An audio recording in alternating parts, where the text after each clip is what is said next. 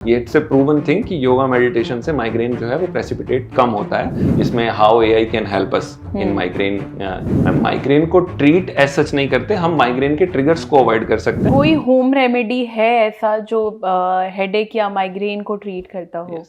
Ma'am, migraine को treat as such नहीं करते, हम माइग्रेन के ट्रिगर्स को अवॉइड कर सकते हैं। माइग्रेन को आने से रोक सकते हैं वो हम हमारी लाइफस्टाइल मॉडिफिकेशन, जो कि एक बहुत इंपॉर्टेंट पार्ट होता है इसका, वो हम कर सकते हैं। वो मैं आपको बताता हूँ। जैसे हमें सुबह उठ के योगा मेडिटेशन करना चाहिए। ये इट्स ए प्रूवन थिंग कि योगा मेडिटेशन से माइग्रेन जो है वो प्रेसिपिटेट कम होता है। हमें हेडेक की डायरी मेंटेन करनी चाहिए। दिस इज वेरी इंपॉर्टेंट, जो मैं सब पेशेंट्स को बताना चाहूंगा कि हेडेक की डायरी मेंटेन करनी चाहिए। उसमें हमारे ट्रिगर्स लिखने चाहिए। हेडेक डायरी से मतलब होता है आपको कब हेडेक हुआ था, कितनी देर के लिए वो लास्ट किया था और किस वजह से वो प्रेसिपिटेट हुआ था। लाइक आपने मील स्किप किया था इसीलिए हुआ था, या आपने लैक ऑफ स्लीप था उस टाइम इसलिए स्किप हुआ था, जिससे आपको अपने ट्रिगर्स को जानने में हेल्प मिलती है। योगा मेडिटेशन करने से आपका जो ब्रेन के हार्मोनल बैलेंस होता है वो बनता है, जिसकी वजह से जो माइग्रेन की पैथोफिजियोलॉजी है उसमें माइग्रेन का जो ट्रिगर होता है वो कम हो जाता है, माइग्रेन आने से रुक जाता है। तो ये चीजें होती हैं जो आप घर पे कर सकते हैं।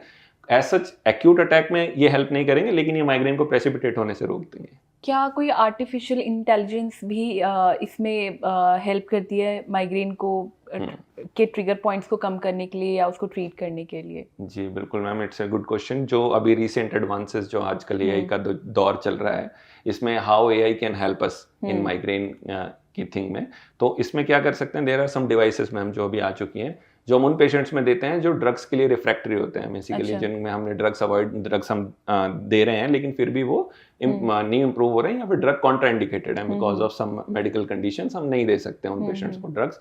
सो उन पेशेंट्स में हम कुछ डिवाइसेस होते हैं लाइक गामा कोर, हाँ नरीवायो या फिर सिफाली, ये कुछ वियरेबल डिवाइसेस हैं मैम, जो कि कुछ नर्व्स होती है हमारी, जैसे सिफाली हम सुप्राऑर्बिटल नर्व को स्टिमुलेट करते हैं। नरवायो में हम जो इसको आरईएन बोलते हैं, रिमोट इलेक्ट्रिकल स्टिमुलेशन जो बोलते हैं, वो न्यूरोमॉड्यूलेशन जो बोलते हैं, उसमें हम अपर आर्म में वो वियरेबल डिवाइस होता है, वहाँ से हम वहाँ से हम फाइबर्स को स्टिमुलेट करते हैं। और जैसे गामा कोर होता है उसमें वेगस नर्व को स्टिमुलेट करते हैं हम, यहाँ गले में वेगस नर्व को स्टिमुलेट करते हैं। तो these things we can use these things by apps, we can control by these things by apps। तो ये लॉन्ग टर्म के लिए हेल्पफुल है, मतलब कि आगे नहीं होगा करके कोई गारंटी रहती है? नहीं, गारंटी मैम किसी चीज की नहीं रहती है। मैंने जैसे आपको बताया कि हम उन पेशेंट्स में हम generally first line of treatment में ये एडवाइस नहीं करते हैं। कोई पेशेंट हमारे पास है, फर्स्ट हम डेफिनेटली ड्रग्स ही देते हैं। जिन पेशेंट में कॉन्ट्राइंडिकेटेड है तो एफडीए ने अप्रूव किया है अभी इन चीजों को, तो इन चीजों से मतलब हम इनको